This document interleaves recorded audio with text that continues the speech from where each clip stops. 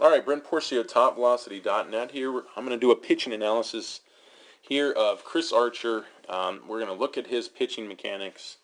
I'm going to break him, or I've already put him through the 3X evaluation system. If you want to learn about 3X evaluation system, head on over to TopVelocity.net and search 3X evaluation system.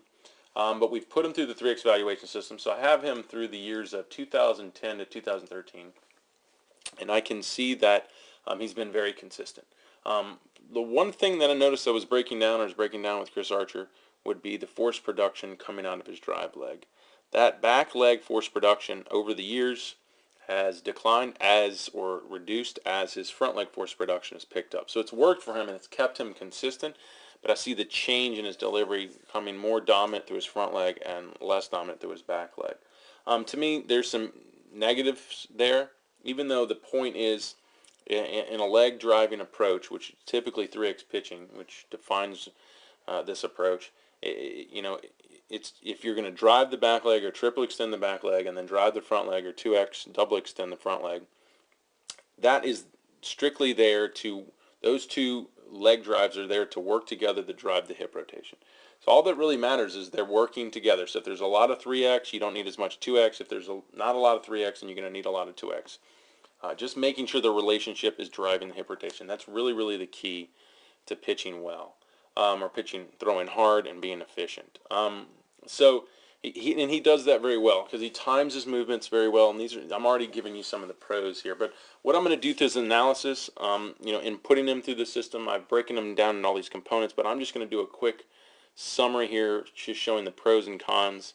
But we use the side view to get all the linear moves, and then we use the front view to make sure that we're getting all the rotational movements. So that way we can see everything, and that's what we've defined in the 3X evaluation.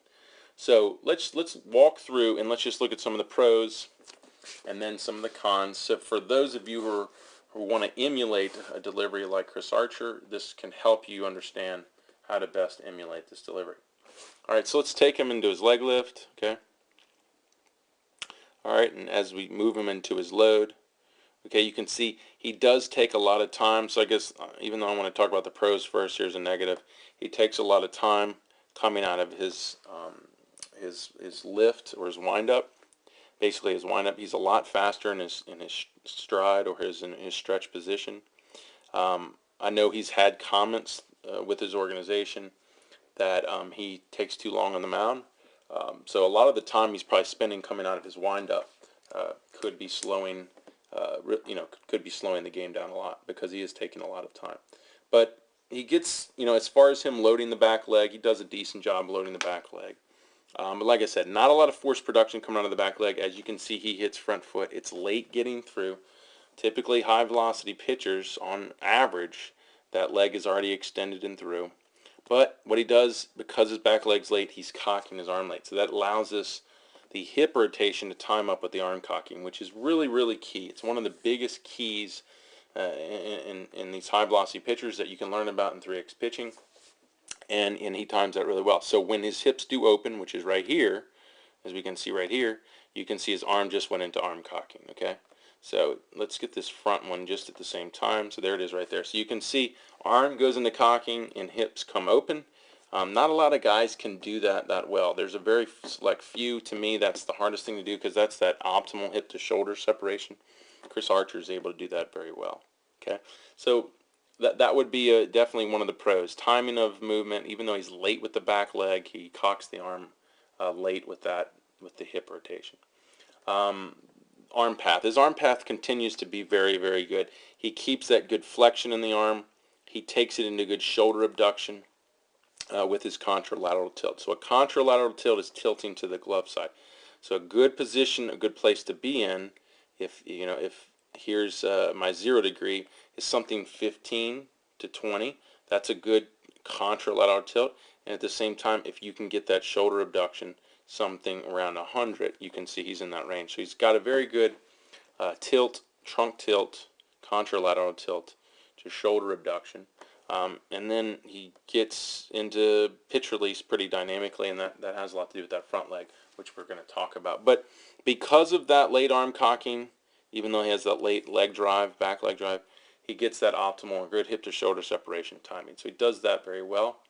And he also has a good front foot placement. So, if we measure right off the middle of that back foot, we want to land just off our toes. So that's something, 6 inches, 7 inches inside that line. That's a great front foot placement and front foot strike.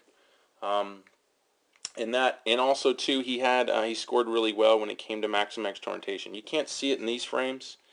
I have more pitches from this video, and he at the moment he just gets an externalization, he's perfect. The only issues is and we'll talk about that, actually his elbow is a little bit farther behind his back, but he gets fully loaded, and then he has good range of motion going all the way to pitch release. So that was another key thing.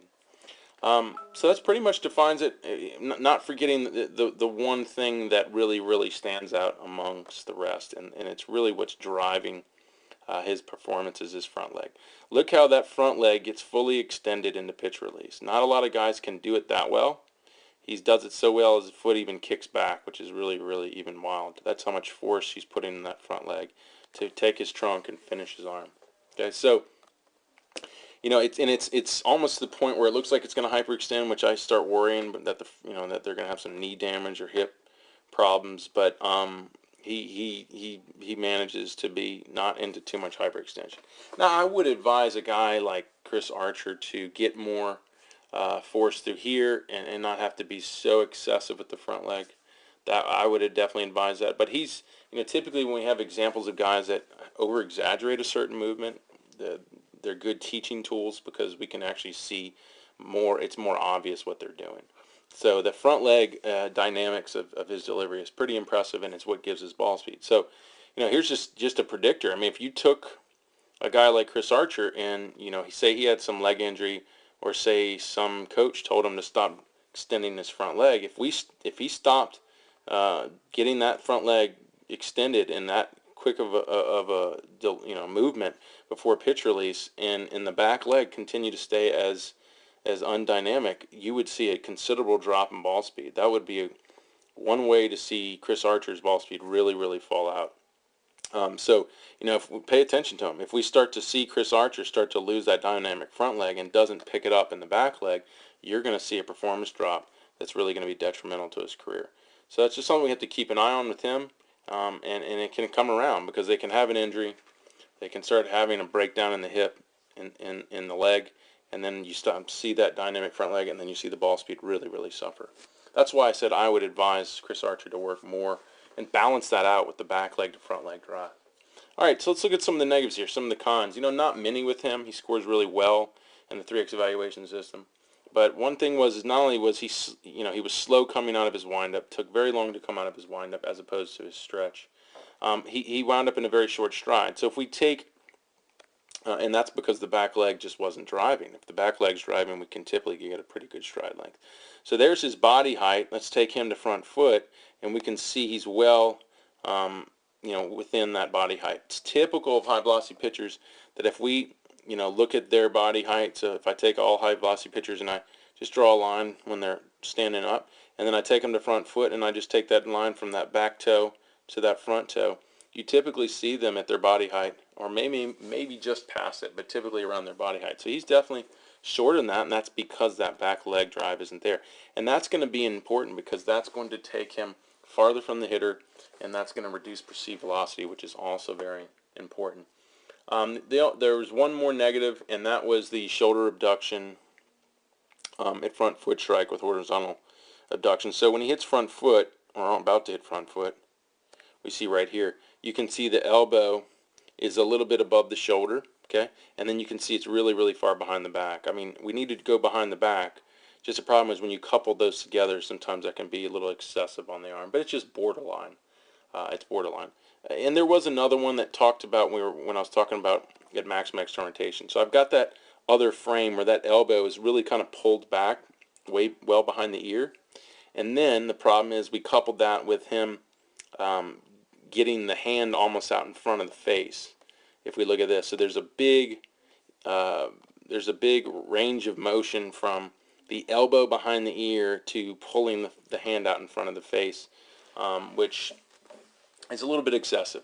you're putting an excessive load on the UCL, even on the front of the shoulder, when the elbow pulls way behind the ear during maximum externalization and then pulls down way out in front of the face. So he's kind of walking the line there too. I'm not so much concerned about that. Maybe concerned about the arm cocked position. Not really. I don't see that being too much of a problem. What I do worry about is that becomes more of a problem if this leg starts to break down.